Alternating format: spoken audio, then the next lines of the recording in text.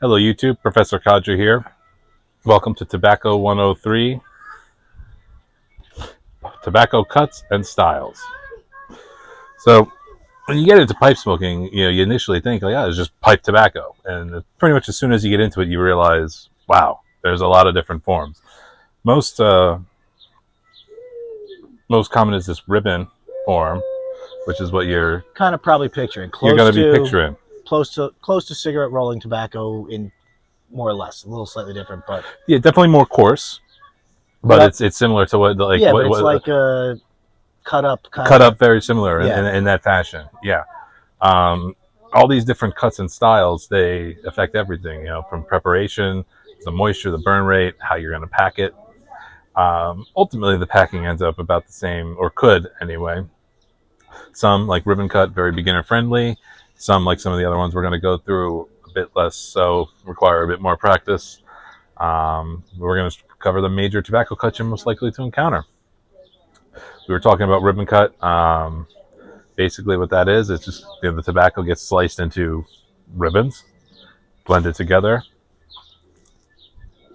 and released. Yeah. And you pack that. You could check out some of my videos about how to pack when they come out. But a pinch, gravity fill, and light is pretty much all you need for ribbon. Yep. Very little preparation, maybe some drying time. But for many smokers, it's pretty much the standard. You were talking about roll your own cigarettes a little bit. That's another kind of cut. It would be shag cut, which is pipe tobacco cut really much finely. Yeah. And that's more historically associated with roll your own tobaccos. Yeah. You do find them for pipes. A lot of that is more marketed as pipe tobacco for the purposes of roll your own tobacco to get around some taxes situations. Yep. But they can be smoked in a pipe. They smoke hotter. They burn fast. But it is an option. There's another option called cube cut. I don't think you really encounter that too much as a proper preparation. Burley will commonly be associated with that. And what is it like? A kind of like a brick like this, but in a cube? It's basically it's more like a flake like this cut into cubes. Okay. And then that's put into the pipe that way.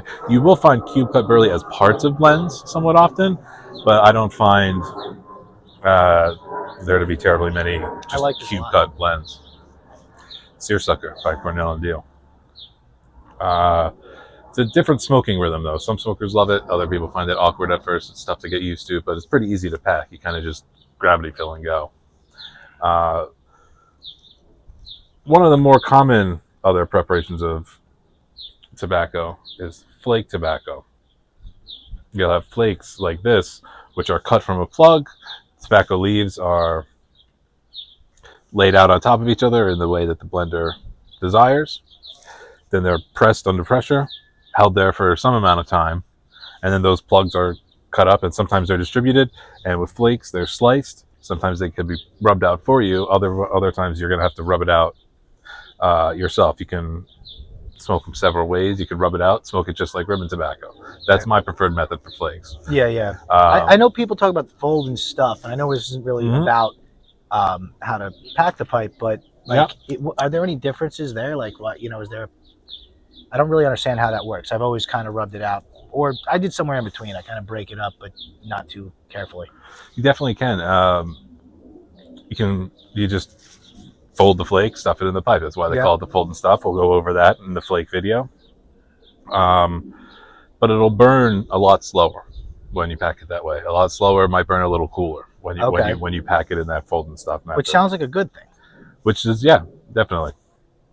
At least for a lot of smokers. The flakes always kind of remind me of a slice of bacon. They are very bacon-esque. You do kind of want to lick it a little bit. They're a little marbled looking, Mm-hmm. Now, another preparation is that we were talking about the cube. You could also take your flakes and slice them into cubes if you wanted, and then you could have cube cut, whatever that flake cut happened to be. Similar to flake, I don't have an example here because it's just very similar to a flake. It just happens to be round, are coins and medallions. Rather than being cut from a plug, the plug is spun and twisted greatly, and then that rope, which will look somewhat similar to this, but thicker usually, and they'll just slice those into medallions, and they're just little circular flakes. No, that's those are circular flakes. Okay, actually, yeah. Okay. And that's a rope that you just held up. The one I just held up is a rope. Yeah. Another option is plug tobacco. That's this here. You can see it's like a kind of very, very dense kind of a brick. Yeah, it looks like fudge. It does look like fudge or like a brownie. Yeah. And you can tell it's very... Yeah, it's very dense. It looks solid, like it wouldn't break apart. Yeah, and it wouldn't. You would need some pretty significant prep for that. You'd have to slice off flakes in some fashion. However, with a knife or a tobacco cutter, we'll go over that in the plug video, the different ways you can do that. But you basically cut off a portion and prepare that. Either rub it out, you could cube cut it. Is there any benefit to buying it that way then, if it just means more work? It stores a lot easier because it's more compact. A lot of people think that plugs age very well, just because the tobacco are really put pressed up against each other, and they're sharing their various oils and I don't know, whatever plant molecules that they have that mingle between the different kinds of leaves. But I do like plugs. They're a favorite preparation of mine, but they require a knife, some patience, and a bit more efforts. They tend to appeal more to the hobbyist and enthusiast more than the beginner.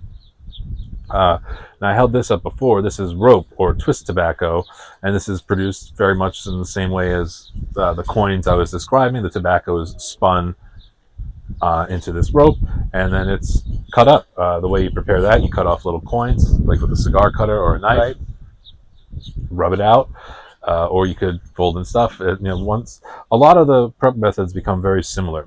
Right. Once you get to a certain point, you're basically getting from the point it starts at, which may or may not be flake or ribbon cut, to ribbon cut, and you're you're crossing through the flake.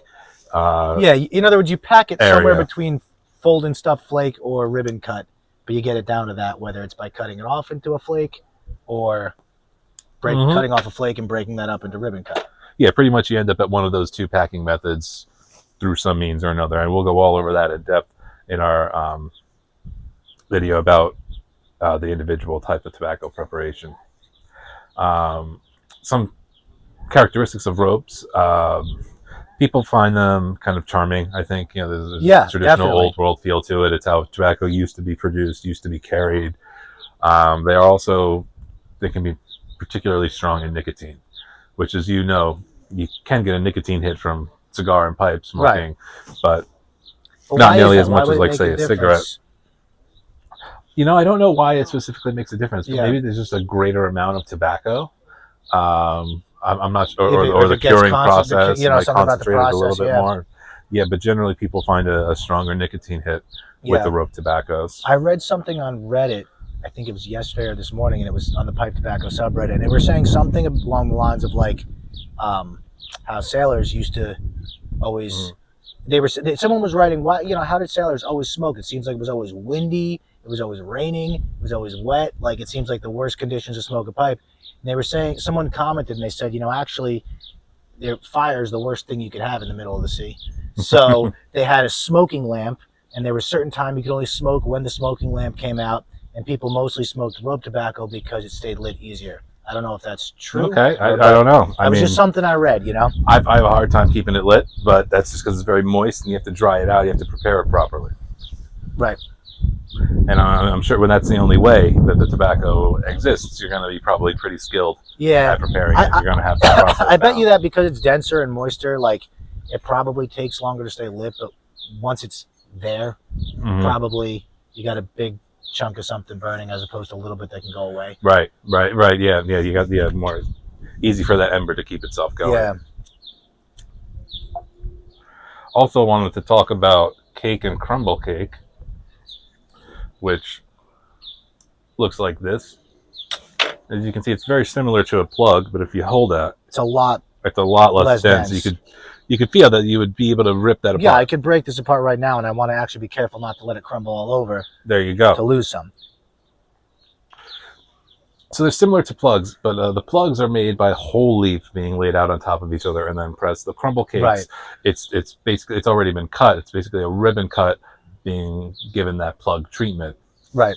And it's often, I would think, treated for less amount of time. You know, it holds together. It lets the tobacco marry. It holds itself together in the tin and everything, but comes apart pretty easily in your hand. So you can either rub it out or stuff that in. Are these ropes pretty much all whole leaf pressed together? Yes. They're all whole leaf as well? Yep. The whole leaf spun up kind together. Kind of looks like a cigar. Very much like a cigar. Cigar that's just not rolled. Not nearly as much care paid attention to the filler. Yeah, exactly. Yeah. But yeah, crumble cakes, they're pretty popular, modern. You see a lot of blends of the crumble cake fashion. Admittedly, they're not my favorite. I like the plug better. Yeah. But they're known for marrying the flavors and giving a more cohesive kind of flavor to the blend by pressing the blends together and having their oils kind of mingle. Yeah. Finally, there's ready rub tobacco, which is basically flake tobacco that they rub out for you. So it's gonna be a bit more coarse than ribbon cut, but they call it ready rub. It's a rubbed out flake. So when it's ribbon cut, it's essentially a blend. Like they take different tobaccos, cut them up through whatever, some sort of tobacco grinder or whatever, and then mix the blend together that way, as opposed to having them ever be whole leaf at the same place at the same time. Talking about on crumble cakes? I'm talking about in ribbon cuts in general. Like, in other words, ribbon cut versus ready rub. What would be the actual difference? Yeah. The way you were describing it, I think would cover that pretty well. The ribbon cut, the blends would be cut into ribbons and then blended together in whatever proportion the blend called for. Versus the plug, it would be blended as whole leaf. It would be blended as a whole leaf, assembled in a particular order, and then spend time under that press. Right. Okay. So those are the various types of tobacco cuts that you're likely to encounter. There's no best. Everyone has their favorites, ones that they don't like. Some people like convenience. Some like slow burning, aging potential, rituals associated with it. Let me ask you this. Like, you've had, I'm sure you've had some blends, some, tobacco blends that you've had in flake or plug or whatever versus ribbon cut. Have you been able to A/B any that, like, you can say that I prefer this one in this cut, or is it generally you prefer a certain type of cut all the time? There are a couple like that. I don't have enough experience with the various different cuts yet to talk about it.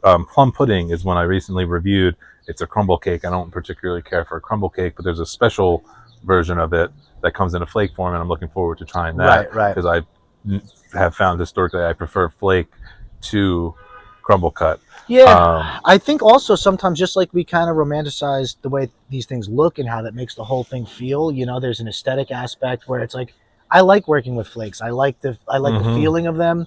I find that they also don't dry out as quickly, like versus ribbon cut. Yes, they'll last you a lot longer. They retain that moisture far better. Yeah.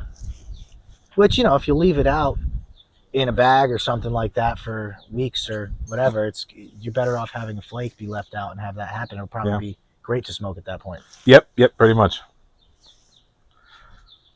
All right, until next time, thanks for watching.